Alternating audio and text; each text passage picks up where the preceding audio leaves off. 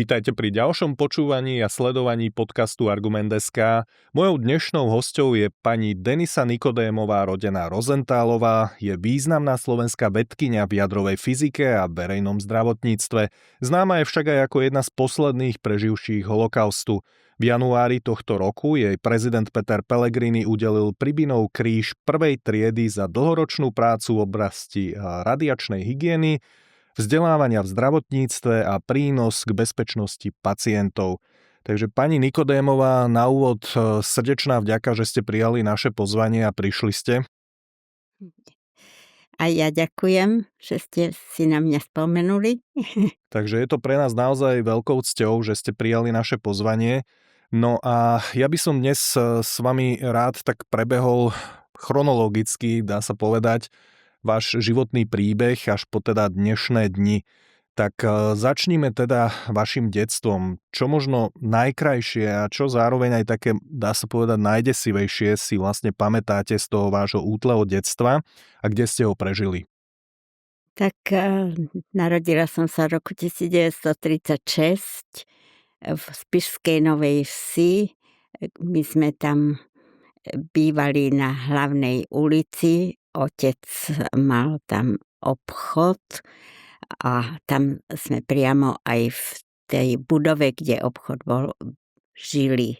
Bola to veľká rodina, otec pochádzal zo 7 detí a v podstate, aj keď už väčšinou boli mimo dom, už boli vyštudovaní a mali svoje rodiny, tak si pamätám z detstva, že rodina sa vždy v nedeľu schádzala v tom dome v Spišskej Novej Vsi, kde bola jedna veľká izba, veľký stôl a stále mám v spomienkach, že nás bolo pomerne veľa detí, my sme behali kolo stola a stará mama, ktorá bola dušou tohto podniku, dušou rodiny, tak ona sa o všetko postarala a bolo tam vždy veľmi veselo a príjemne. Mala som staršiu sestru ešte, Vierku, rodičia.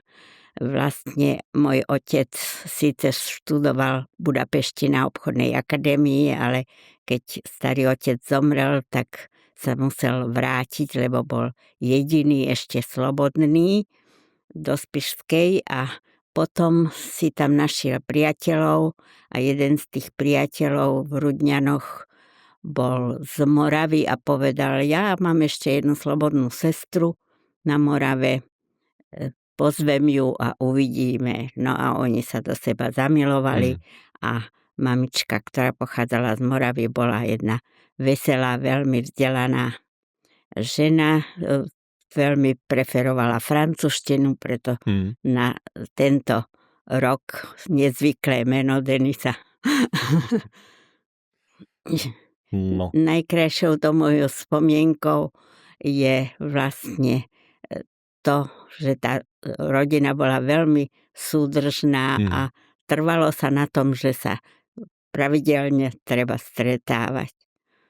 A moja sestra bola skoro o 3 roky staršia a tá žila na ulici vlastne, tá sa s každým na ulici priatelila. Ja som bola skôr taký introvert, tak ja som tak až nebola veľa na tej ulici, ale boli to krásne roky, ovšem veľmi krátko. No práve čo sa týka teda tej druhej časti aj otázky, tak práve teda to obdobie, kedy vlastne začal holokaust, tak možno čo sa týka priamo toho zásahu do vašej rodiny. Ako to zasiahlo vašu rodinu? Tak začalo to už v roku 1939, vlastne predovšetkým tým, že vznikal protektorát v Čechách. Nesmeli sme tam ďalej chodiť. Mamička bola tiež z veľa detí, veľmi trpela tým. My sme na tú Moravu chodili pravidelne aspoň raz do mesiaca. A keďže neboli mobily a neboli možné žiadne kontakty, tak mamička začala tým veľmi trpieť, že sme boli odrezaní od celej rodiny, ktorá bola na Morave. Týmto začalo. Potom začali zákazy, príkazy. Takže v tomto období už od roku 1939 začali veľké problémy aj v našej rodine.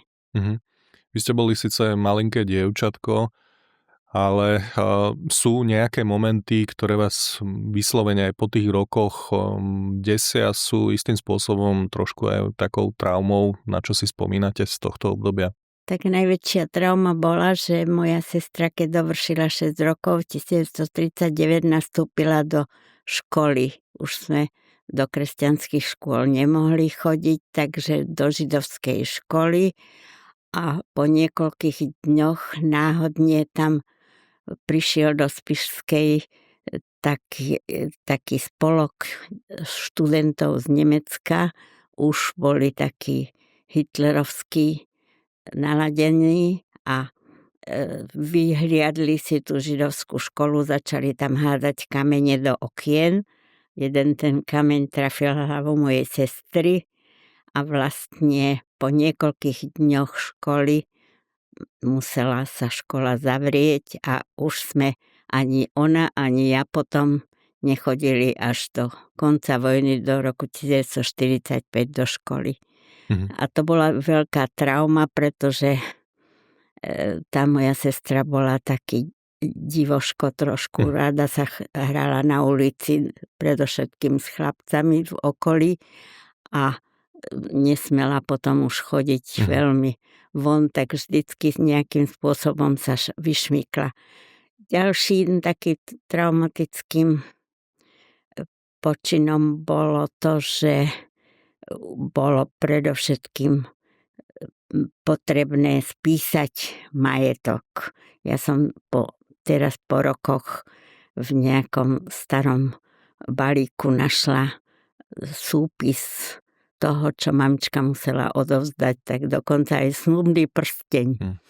Všetky predmety zo zlata, všetky šperky a všetko bolo treba spísať a zaniesť na obecný úrad. Takže to bolo veľmi traumatizujúce. Potom začali takéto zákazy.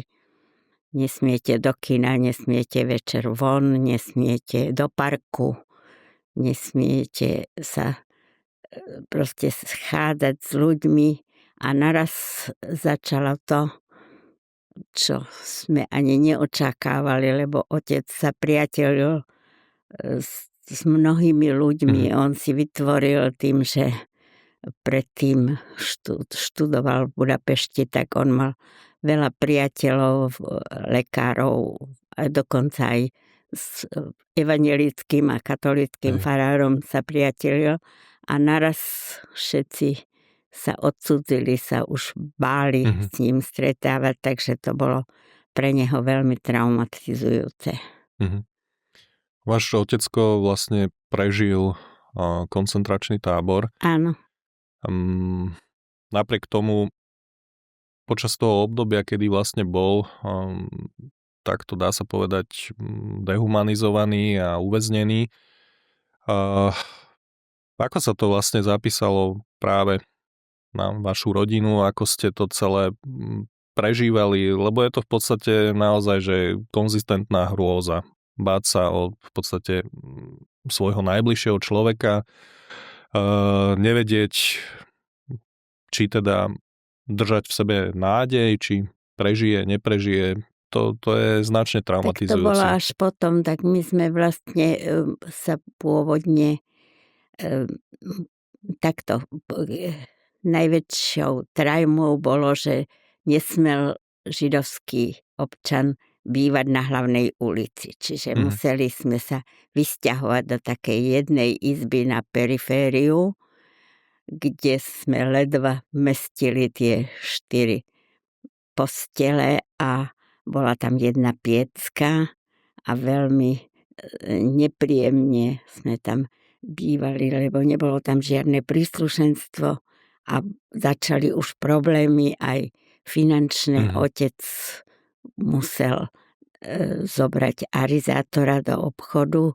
Našťastie on bol veľmi činný v živnostenskom spolku, takže našiel tam človeka, ktorý bol ochotný to fingovanie ešte zobrať, čiže dovolil ešte nejaký čas otcovi tam pracovať, ale aj to potom v 41.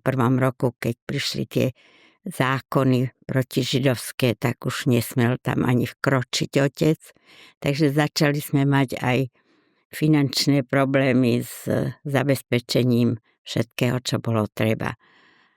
Potom začali prvé deportácie. V 1942 bol pripravený a vypravený zo Spišskej Novej Vsi vlak, transport rodiny a tam bolo 1052 ľudí zapísaných.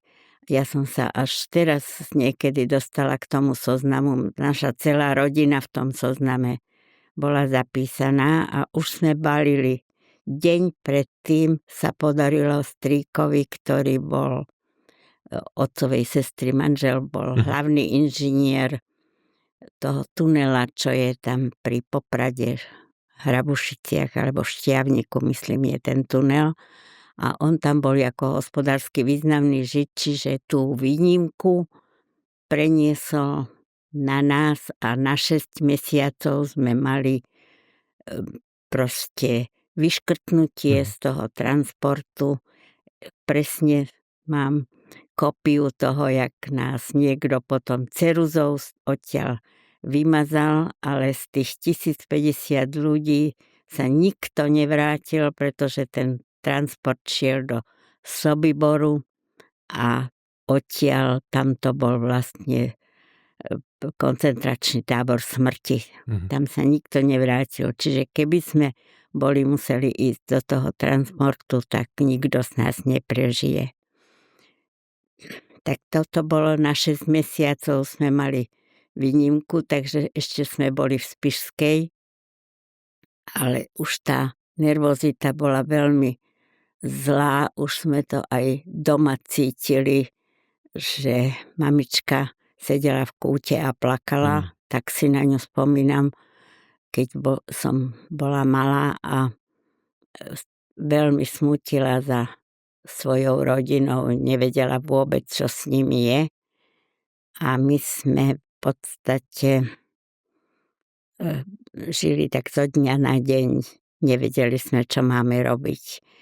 Našťastie dali sme sa ešte medzi tým aj pokrstiť a je zaujímavé, že som teraz v rámci natáčania dokumentu o tom mojom príbehu sme navštívili tú grékokatolickú faru v Levoči a našli sme tam nádherne napísaný záznam a veľmi mi to prišlo ľúto, že sme tam posledný krát boli spolu celá rodina.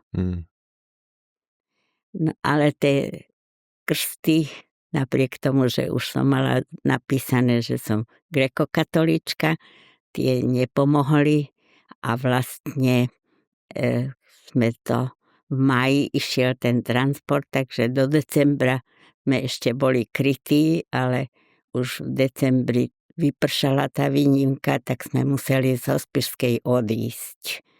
Otec s tým, že mal veľa známych všade dokola, tak našiel v Poráči. Ten pán sa volal Sattler, v živote som sa s ním žiaľ nestretla, ale za veľa mu vďačíme, lebo vybavil proste, že tej dedine nám dali k dispozícii takú lesnú hájovňu hlboko v lese pri Poráči. Veľmi sme to hľadali teraz, keď sa robil ten dokument, ale sme to nenašli, pretože my ako deti sme nesmeli výjsť z tej chaty ani na krok. Takže v podstate neviem, kde presne to bolo, ale tí ľudia zo začiatku boli úžasní. Teraz si predstavte, že štvorčlenná rodina príde do takej malej drevenej búdy, kde sa schádzali polovníci. No a tam boli len lavice, stoly a jedna malá piecka. To bolo všetko. A tí dedinčania nám tam usporiadali, že doniesli slamníky a zo začiatku nám aj nosili potraviny, takže zo začiatku to bolo celkom dobre. Až potom, keď sa sprísnili tie zákony hrozné, že vlastne hrozilo každému, kto pomáhal Židom, hrozilo vlastne zastrelenie alebo veľké sankcie. A až potom vlastne už sme boli odrezaní od sveta takmer 2 roky v tej hájovni hlboko v lese. No a práve počas toho dvojročného obdobia, ako sa vlastne vám podarilo doslova prežiť, čo sa týka aj stravy, ale aj celkovo proste vydržať 2 roky, byť takto izolovaný a Viete, to je ako až neuveriteľné, no. Poviem vám takto, že teraz, keď mám už vlastných vnukov, pravnukov a šili s nami dosť často, tak si vôbec neviem predstaviť, ako je to možné, že také 2 malé dievčatka sme vydržali takto bez toho, aby sme mali nejaké hračky, nejaké knihy. Ale môj otec bol veľmi vzdelaný človek, vedel veľa rečí, bol veľmi sčítaný.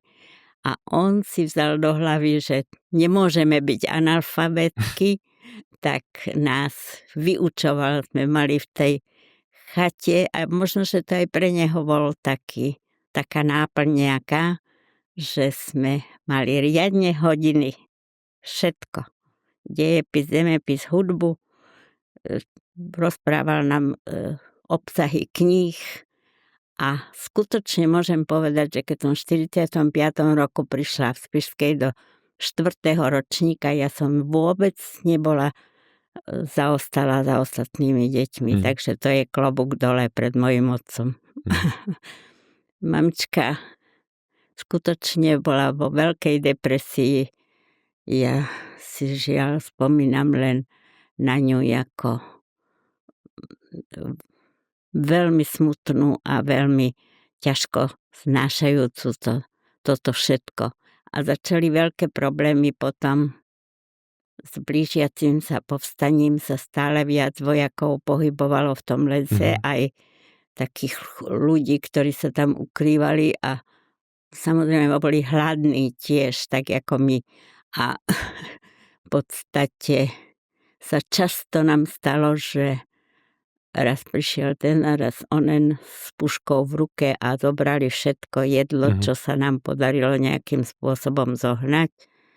Už potom dedinčania neboli takí laskaví, tak mamička vždy zohnala si také krojované oblečenie, aby nevynikala a zbehla ráno a doniesla nejaké vajíčka a nejaké kura alebo niečo, ale už začali obrovské problémy so stravovaním a s obstaraním a nemali sme absolútne žiadne informácie, kto žije, kto nežije, kde by sme mohli ísť. No a vlastne potom už prichádzali aj nemeckí vojaci, takže otec rozhodol, že tam nemôžeme už po povstaní ostať, takže vlastne skončila tá idyla v tom lese koncom augusta, začiatkom septembra, keď bolo potlačené povstanie v 44. roku. No a tak sme sa rozhodli, otec sa domnieval, keďže jeho švagor od druhej sestry, manžel bol primár chirurgie v Levočskej nemocnici. Tak sme si mysleli, že takýto človek má tú hospodárskú výnimku, tak sa rozhodol otec, že ideme do Levoče. No a tak nám zase ten náš dobrodinec, pán Sattler, myslím si, že bol učiteľ v tom Poráči. Neviem, nikdy som sa nedozvedela, čo vlastne ten dobrý človek robil. Tak v podstate sme odišli, zohnal nám taký rebriňák s koňmi a išli sme z tej chaty do Levoče. No, mamička stále tvrdila, že nemá to význam, že aj tak neprežijeme, že treba skončiť so životom. No a keď sme vychádzali na tú hlavnú cestu, tak na tú Smolu oproti práve išla taká nejaká čata, alebo nejaký taký útvar nemeckých vojakov. A ona povedala otcovi, vidíš, takto to je. Prídu, zastrelia a nebudeme sa trápiť. Tak vytiahla z kapsy, ja neviem, kde to, kedy to tam dala. Mala takú sklenenú fľašu s mliekom a nasypala do nej nejaký jed a ona sa prvá napila, potom nám to začala podávať. V poslednej chvíľke otec tú fľašu jej vyrazil a ja som dlho prežívala ako najväčšiu traumu ten zvuk tej fľaše, keď sa rozbila na ceste. To bolo veľmi zlé, ale tým nám zachránil život. No ale ona musela, tak sme potom rýchlo šli do Levočskej nemocnice. Na nešťastie strýko, samozrejme niekto ho udal, tak celú rodinu najprv skryli nejakí pacienti, ale aj tam ich našli a v podstate ich zastrelili, tú rodinu našu v Levoči. No ale tým, že mamička proste potrebovala výplach žalúdka, tak ju tam prijali. No a ona silou mocou my sme tam čakali a otec medzi tým sa spojil s našou manželkou toho arizátora, našou záchrankyňou, tou pani Pellerovou, ktorá bola ochotná, taký šľachetný človek. Ona bola veľmi hlboko veriaca, aj to spôsobilo, ale bola aj veľmi dobrý človek. Bola ochotná, že nás deti, že si zoberie k sebe. Takže my sme ešte čakali, kým mamičku pustili na chvíľu sa rozlúčiť v tej nemocnici von s nami a to bolo posledný krát, keď som ju videla. V podstate najprv si vzala mňa a povedala, nikdy sa viac neuvidíme, nezabudni na mňa. A viacej, to boli posledné slova, ktoré som od nej počula a potom mojej staršej sestre držala takú prednášku o tom, jak musí nahradiť mne mamičku.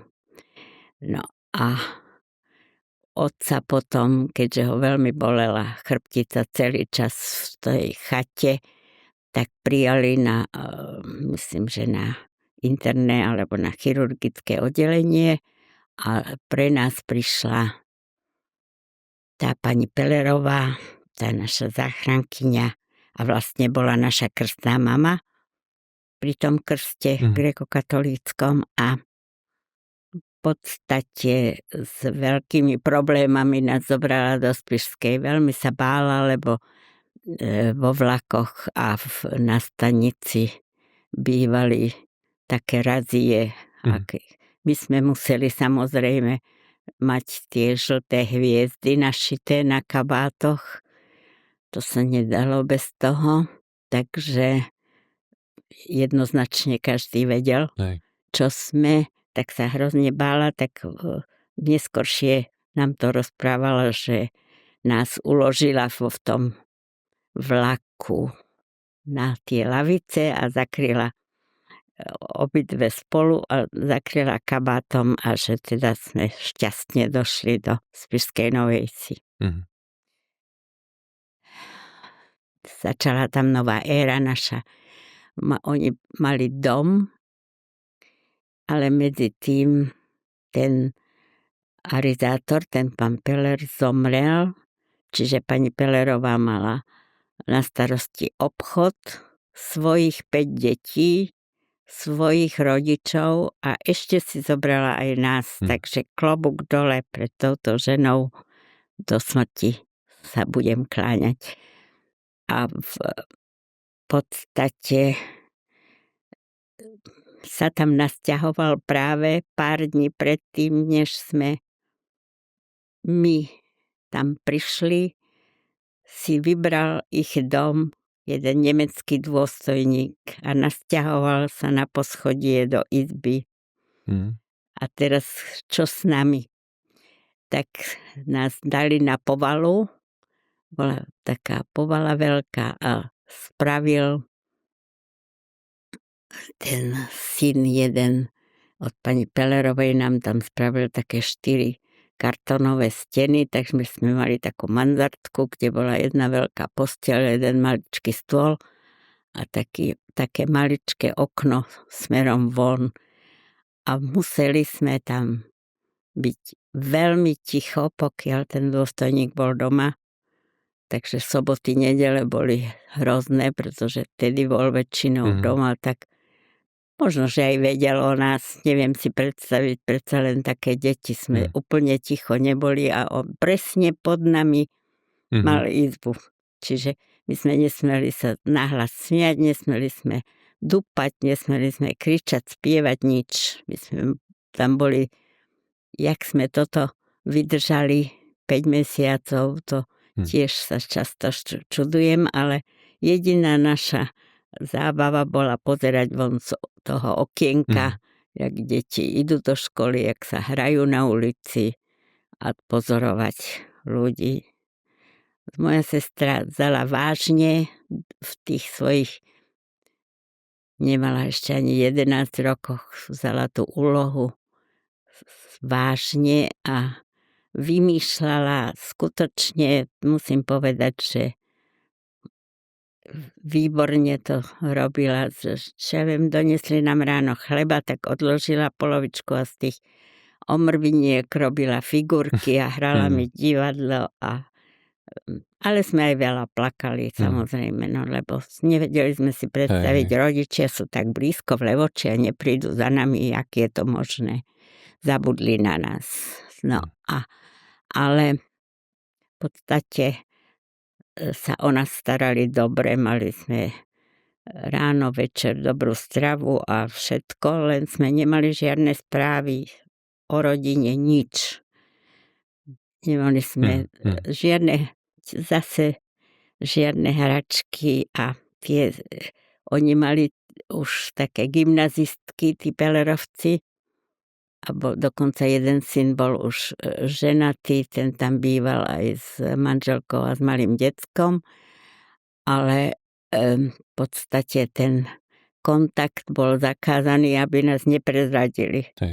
Takže sme vlastne tých 5 mesiacov boli samé 2 dievčatká v tej izbe.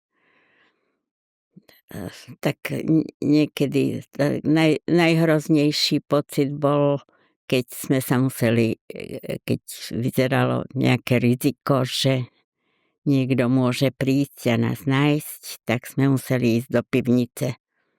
A na to mám najhoršie spomienky, že tam bola tma, nesmeli sme zapáliť a boli tam myši a potkany a všelijaké zvuky. Tam som sa skutočne veľmi bála, ale ináč sme to my ako deti prežili dobre. No a teraz proste keď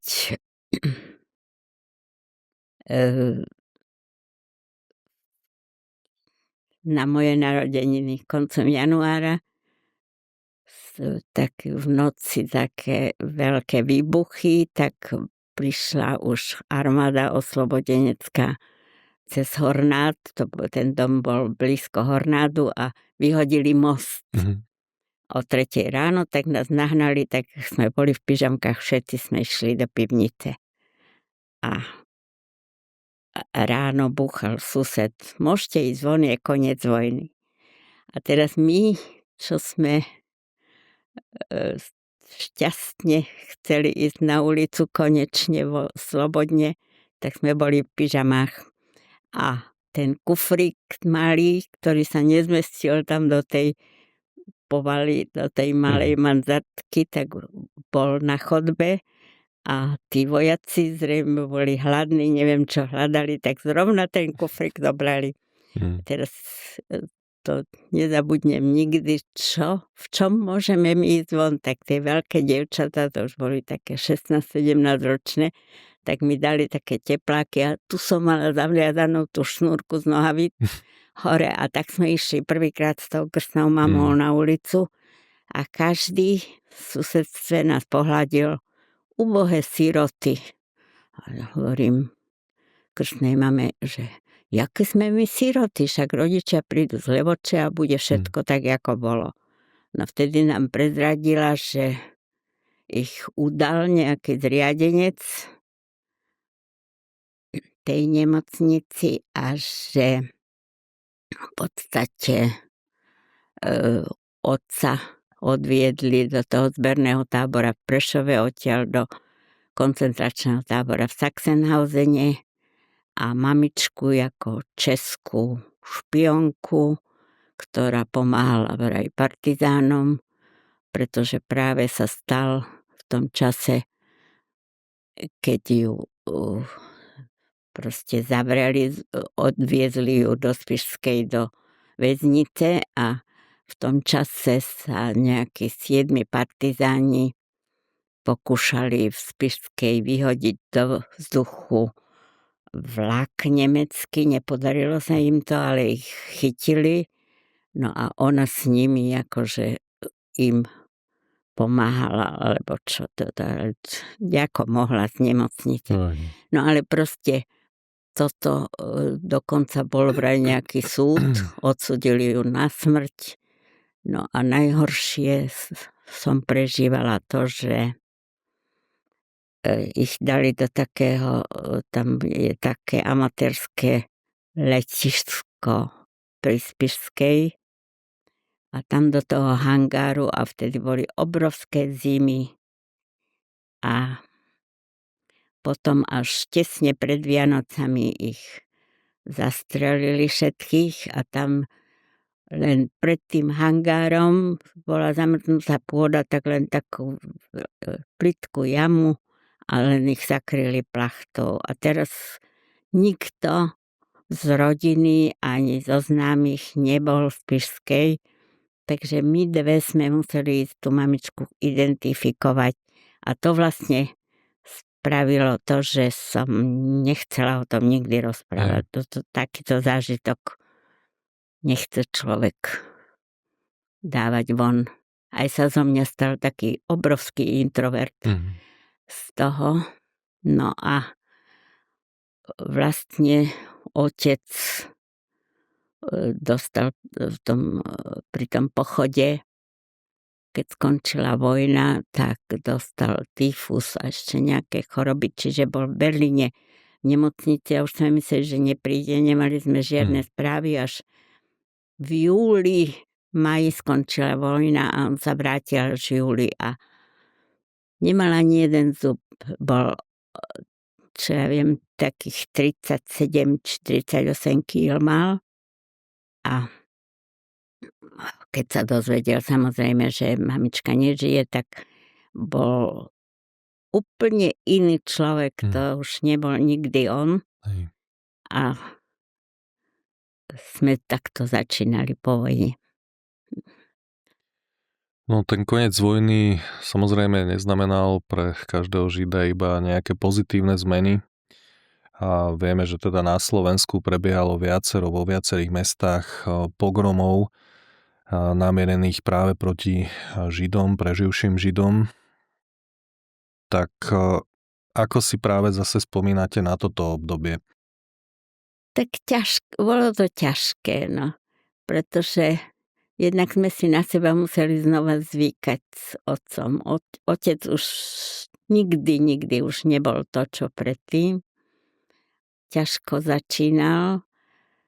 Dostali sme síce sme smeli bývať v tom dome, ale tam bol prázdny, bol všetko vykradnuté a sme tam mali také vstavané kachle a tie boli preč, čiže všetko od začiatku sa muselo znova zariaďovať. Otec si vzal nejakú pôžičku a otvoril v 47. ten obchod, aby mu ho v 48. znárodnili. Takže takto sme žili. A vlastne on potom, napriek tomu, že bol tak vzdelaný človek a mal ekonómiu vyštudovanú a nevedel sa umiestniť. Možno, že to bola jeho chyba, že už nebol taký spoločenský, ale v podstate, aby nás uživil, tak sa zamestnal pri utváraní kartotéky v nemocenskej poisťovni, tak si myslím, že to muselo byť strašne ponižujúce pre neho takúto prácu robiť. No a vlastne keď sme už ako mohli existovať spolu v tom novom byte, tak sme si zakázali hovoriť o týchto veciach. Nikdy sa nehovorilo o tom, aj mi to zostalo. Aj viete, je to, neviem prečo, ale ja som mala stále taký pocit viny, keď sme zistili vlastne z tej rodiny. Zmizlo vyše 40 ľudí, ktorí jednoducho boli platní ľudia. Jeden bol lekár, druhý bol právnik, tretí bol lekárnik. Vtedy v tých 30 rokoch sa umožnilo, že aj židovskí chlapci mohli študovať, takže všetci tí otcovi bratia študovali, aj otec, áno. No a takíto vzácni ľudia jednoducho neboli, tak ja som mala stále taký pocit viny. Prečo práve ja smiem existovať, keď títo ľudia zmizli. No a to vlastne bol ten štart toho, že som sa snažila dokázať, že si to zaslúžim. Nejakým spôsobom, tak ja mám 7 ročníkov hudobnej školy, dokonca ten riaditeľ strašne chcel, aby som išla na konzervatórium.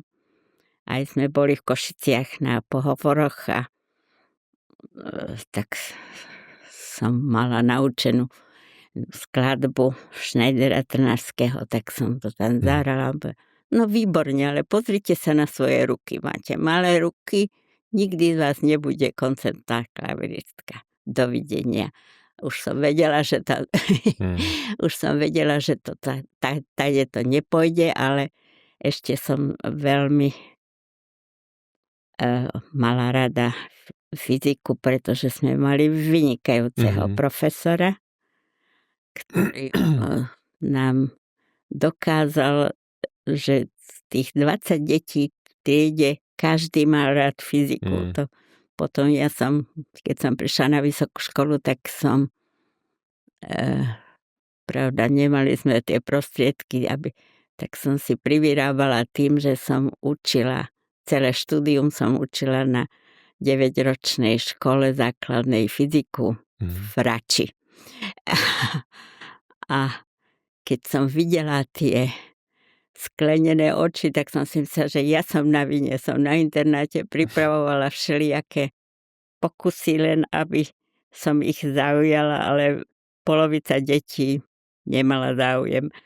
Ale my sme všetci mali strašne radi fyziku v Spišskej. No a tak som sa potom dala na tento odbor. Hej. A myslíte si, že práve tým, že ste mali dobrého učiteľa fyziky, tak sa vo vás prebudila tá láska, lebo tak toto pôsobí, že keď spomínali ste aj tú hudbu, tak Áno, ste bola naozaj taká multitalentovaná na viacero oblastí. A áno, čo áno, teda, mohol to byť práve ten fyzikár, dobrý fyzikár, áno, ktorý vás nasmeroval skôr teda na tú áno, vedu? áno, áno, určite áno. A my sme skutočne, keď som prišla po vojne, sa rozdelila, vtedy bola tá reforma škôl a už začali tie 11-ročenky. My sme začali na gymnáziu a potom sme prešli do takej dievčenskej mešťanky a tam ešte učili reholné sestry. Mhm.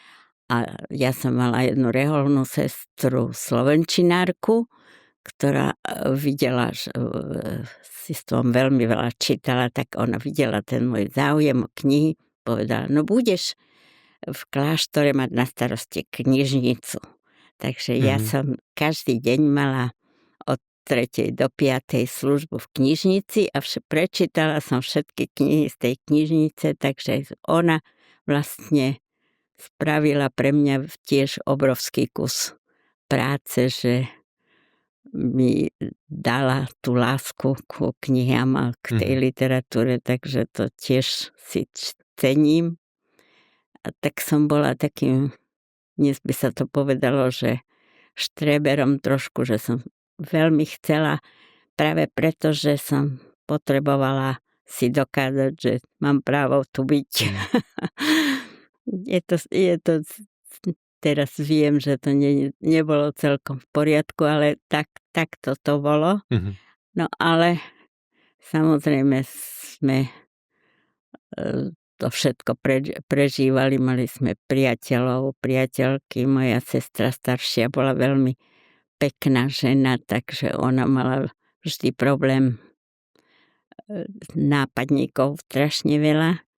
No a ja som bola skôr ten introvert, ale tiež som s nikým nemala celý život. Keď som odchádzala z univerzity, tak sa ma rektor spýtal, ako sa dá pri 2000 zamestnancov s nikým sa nepohádať. Ja som to dokázala.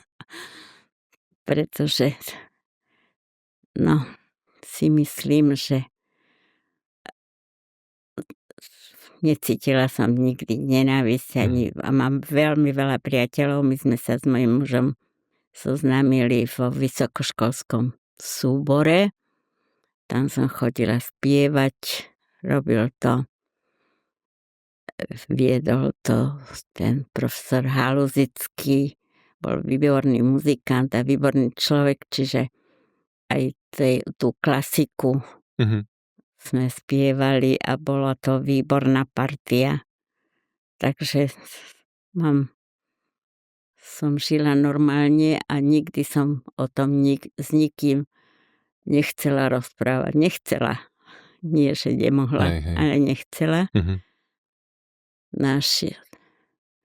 Potom v podstate tá pani doktorka Kormošová, úžasný človek, dejepisárka na gymnáziu v Spišskej Novej Vsi, vlastne prvýkrát dala za úlohu študentom z Spišskej Novej Vsi nájsť tie príbehy tých stratených židovských rodín a potom ma pozvala do poroty a vlastne ona mi otvorila oči, že je treba o tom rozprávať, pretože som videla, že tie deti to berú a zaujímajú sa o to a z domu nie vždy majú tie rovnaké informácie, že skôr sa prejavia tie staré bolesti. No a tak potom ma oslovila pani Mozolová, robila tie nedeľné predpoludnia v rozhlase, tak ma veľmi dlho lámala a potom som nakoniec povedala, no tak dobre, ja to porozprávam.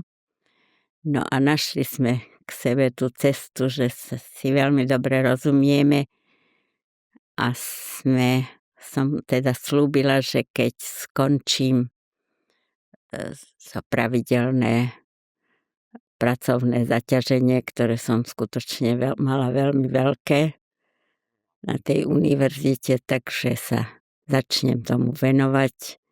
No a tak mi zostala ešte aj tá univerzita veľmi dlho, aj tá profesionálna záľuba a vedľa toho chodíme s pani Mozolovou, už sme boli v 27 mestách na Slovensku, kde do obedu máme vždy 300-400 študentov, gymnazistov a večer dospelých. A ja som veľmi príjemne prekvapená, že aj v takých mestách ako Bánovce, kde pôsobil Tiso, a tak kde som skutočne mala veľké obavy, ako to dopadne, tak tá atmosféra s tými mladými je vždy výborná. Z začiatku sa trochu mrvia a potom vidím, že aj si poplačú, keď rozprávam tie udalosti a aj 2-3 hodiny potom trávime spolu a rozprávame. A vidím, že chýba strašne v tom predmete niektorom jednak to, čo je moje motto, že tolerancia nám chýba. Tolerovať. A toto by sa malo ako predmet učiť na škole. A pridať trochu viac o tom, čo sa tu dialo. Aké neprávosti, aké hrozné veci, ktoré nechceme, aby sa nikdy opakovali. No ešte by som dodala to, že mala som z toho pocitu viny nejaké také aj podlžnosti voči mamičke, ktorá ako 40-ročná bola veselá, ohromná žena, musela tak zahynúť nesmyselne, a voči tej pani Pellerovej, ktorá skutočne neviem, či by to človek dokázal, keď má doma deti, manžel zomrie, obchod a rodičov ešte a zobere si 2 rizikové deti ešte k sebe. Takže som chcela to nejako vynahradiť aspoň čiastočne, ako sa dá, takže som s veľkými problémami vybavila, že pani Pellerová in memoriam dostala to vyznamenanie Spravodlivý medzi národmi a mamičke som dosiahla, že s pomocou pána primátora zo Spišskej Novej Vsi, že sme dali pred ten dom, v ktorom sme bývali a žili, tú tehličku, ten zlatú, ten Stolperstein, kde je napísané, že tam žila, a aspoň tí, čo ju poznali, nezabudnú. Takže toto je ten môj príbeh. No, ten príbeh je naozaj veľmi silný a ja som tiež, keď ste spomínali, že keď ho rozprávate všetku túto celú genézu vášho života, to, čo ste prežili tým deťom na školách, tak že sa neubráňa slzám. No, ja som tu tiež musel občas trošku sa držať pod kontrolou, aby tiež som sa neprejavil podobne. Takže naozaj sú to silné veci a práve teda aj v kontexte tomto mne to príde strašne tak v odzovkách príjemne ambivalentné, že vy napriek všetkému tomu, čo ste prežili, s čím ste sa vnútorne alebo možno aj doteraz vyrovnávate, tak pôsobíte strašne tak príjemne nad vecou. Konec koncov, ako ste aj vraveli, tak vy ste boli ten taký človek aj v práci, ktorý nepoznal konflikty medzi ľuďmi. Že jednoducho vy ste boli ten taký večne asi žiariaci človek, ktorý proste si držal to pozitívne, dobré aj vo svojom nejakom najbližšom okruhu. Na druhej strane naozaj to sú obrovské klády, čo ste vy prežili, zažili. Tak čo pre vás vo vašom živote znamená viera v Boha a aj židovstvo? Cítite možno aj isté bremeno toho židovstva, že v podstate kvôli tomu ste Nie. takýmto spôsobom trpeli aj vaša rodina? Nie. No, poviem vám, že v podstate tá viera v Boha mi zostala, pretože práve ten profesor fyziky nám to dokazoval, že pozrite sa na tie včely. Rozprával nám, ako majú úžasnú organizáciu včely. Kto to mohol, jak to mohol človek vymyslieť? To musela byť nejaká nadpozemská bytosť. Takže tá viera v Boha tam bola a vyrastala som v podstate v židovskej rodine, hoci sme nejako nedržali tie zvyky a vlastne v Spišskej bola krásna synagóga vraj, ale tu som ja tiež nezažila. Proste to zhorela tam, podpálil niekto počas vojny. Ale potom, keďže moja sestra emigrovala v 68. Jej manžel v Slovnafte bol pomerne angažovaný a vtedy sa ten hydrokrak, lebo čo sa vtedy zavádzalo, keď on tam pracoval a bol v Nemecku na zacvičení do nových metód a tam povedali, že keď sem padli Rusi, tak povedali, že môže tam s rodinou dôjsť. Takže oni v 68.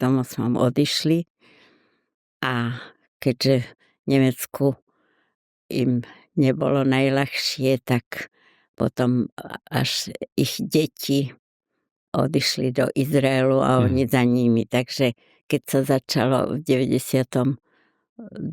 po revolúcii u nás dalo cestovať, tak sme boli 3-krát v Izraeli. A som si uvedomila, že ten národ je silný, že sa snažili sa veľmi pomáhať starým ľuďom. Dokázali tam si postaviť, mali nové vynálezy, poznatky a takže ja sa k tej židovskej kultúre a k tej židovskej viere som sa vrátila. Aspoň nie tak, že aby som nejako veľmi bola pobožná, ale cítim sa židovkou. Hej. Je to skrátka súčasť vašej identity.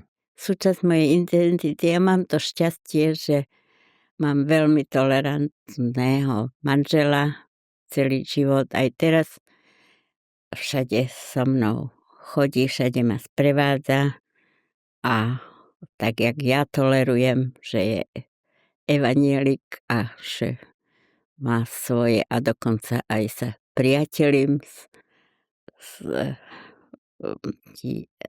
evanjelickou pani farárkou a tak ďalej. Takže v podstate tolerancia je medzi nami dobrá, tak toto mi veľmi pomáha.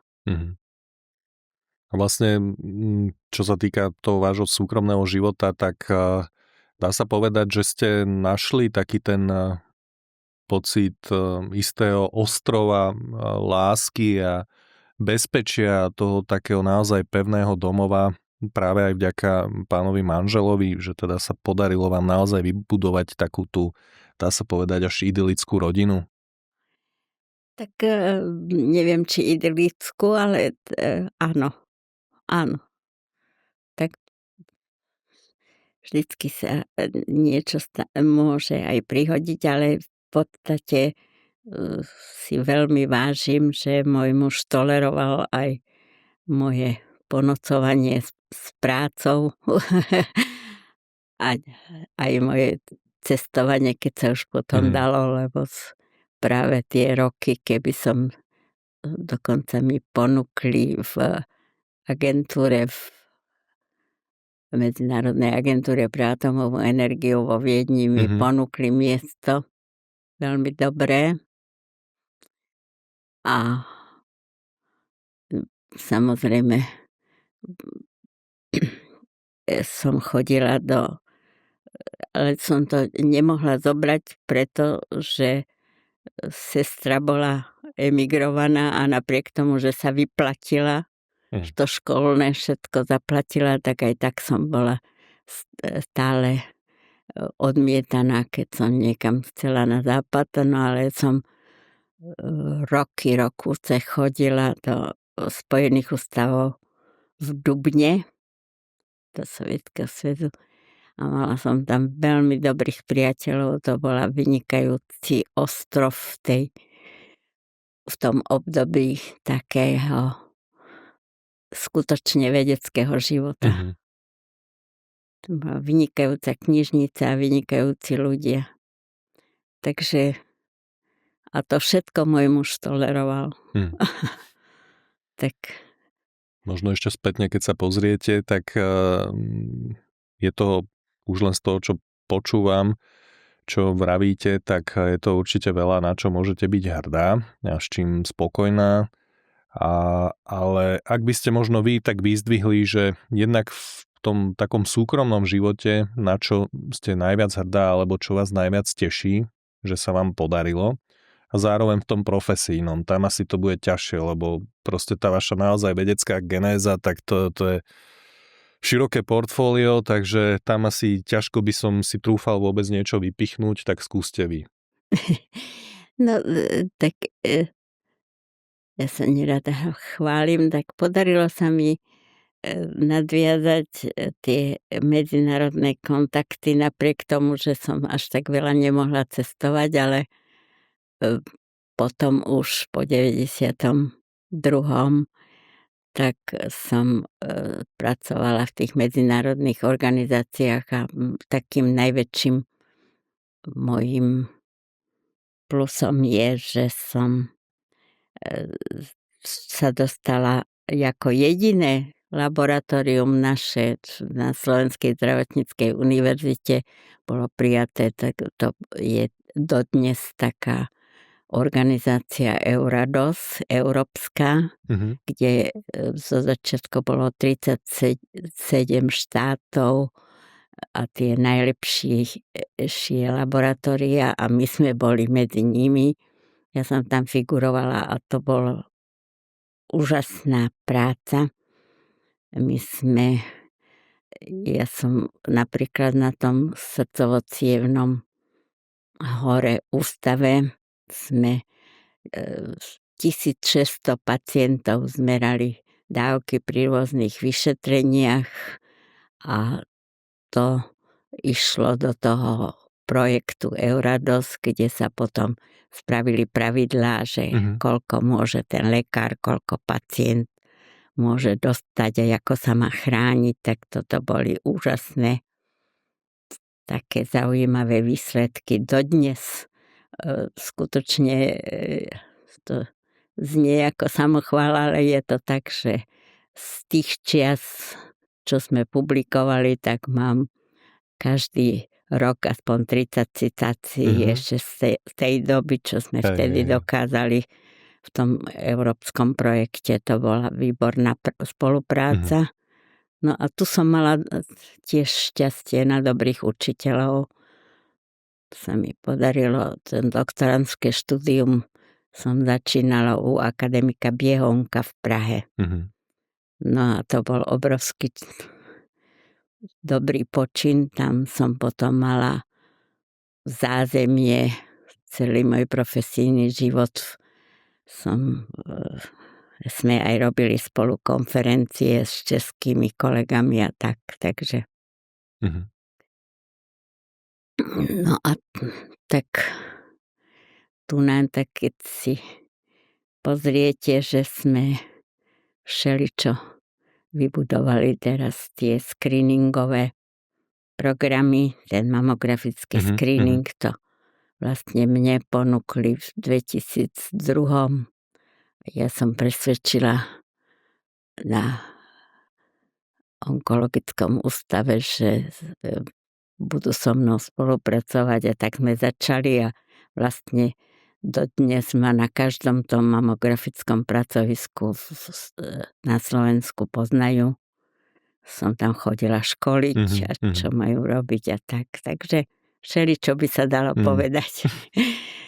Ale tak v podstate je to samozrejme, keď človek chce niečo dokázať, tak musí veľa pracovať. Hej.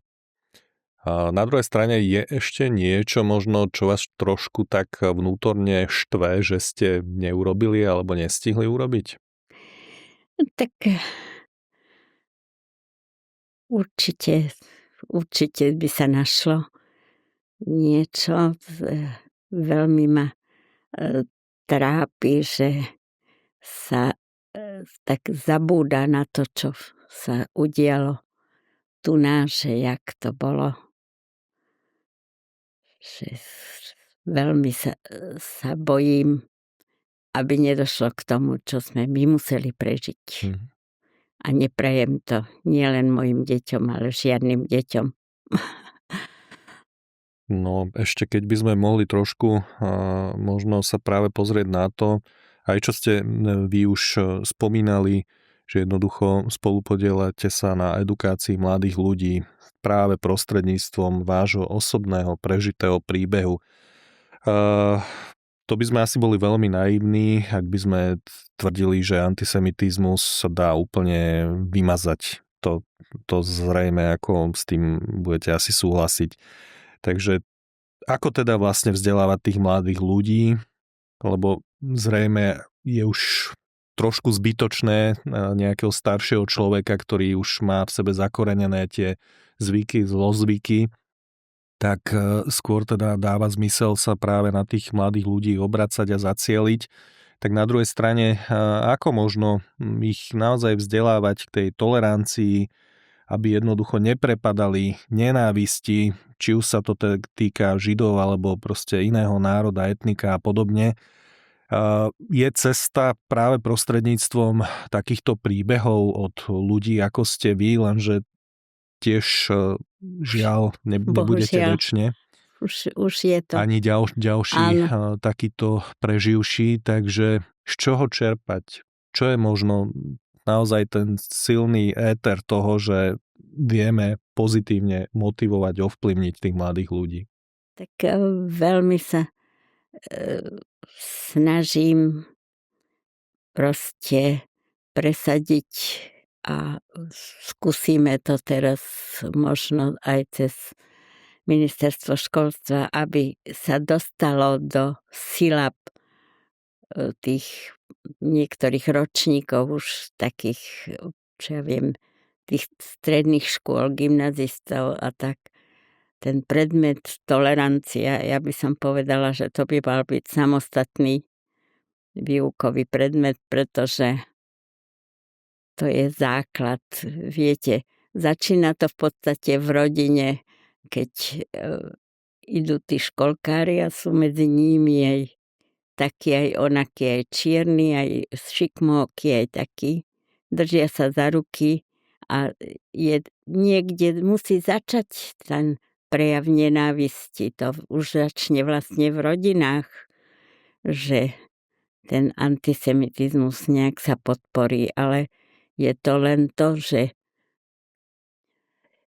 predsa, keď niekto má iný názor, iný výzor, iné náboženstvo, za to môže byť veľmi správny a dobrý člen tejto spoločnosti.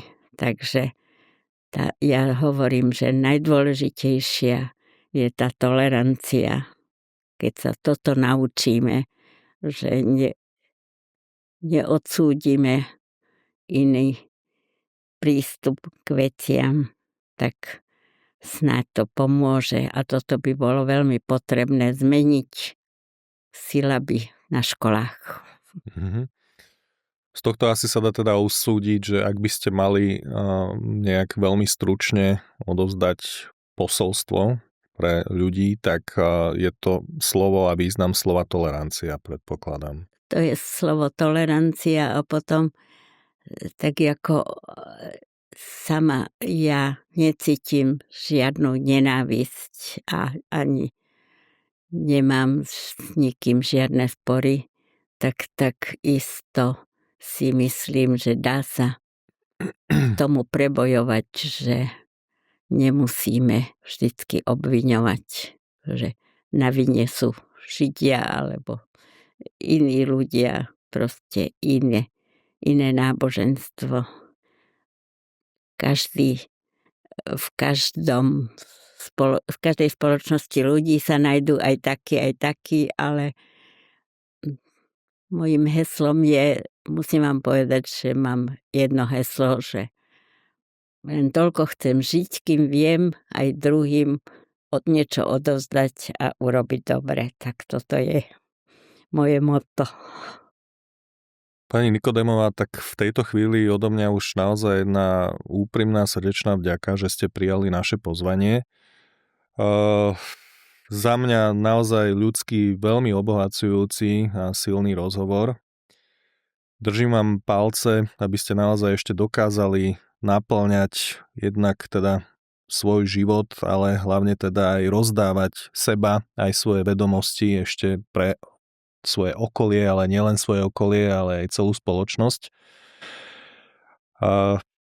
Neviem, čo ešte dodať. Naozaj bolo to veľmi silné byť vo vašej prítomnosti a počúvať všetky vaše veci, Chcem ktoré vám ste povedať, prežili. že to všetko by som nemohla dokázať, keby som nemala také dobré zázemie doma. A mala som šťastie na dobrých učiteľov, dobrých kolegov. Tak neviem, či keď sa pozriete, ja som bola veľmi dojatá, koľko potom ocenení ľudí mi proste celý týždeň telefonovali a písali a si na mňa spomenuli, takže to je vlastne nie tá medaila, ale tento pocit je pre mňa veľmi dôležitý. Ešte A ja raz ďakujem. veľká vďaka.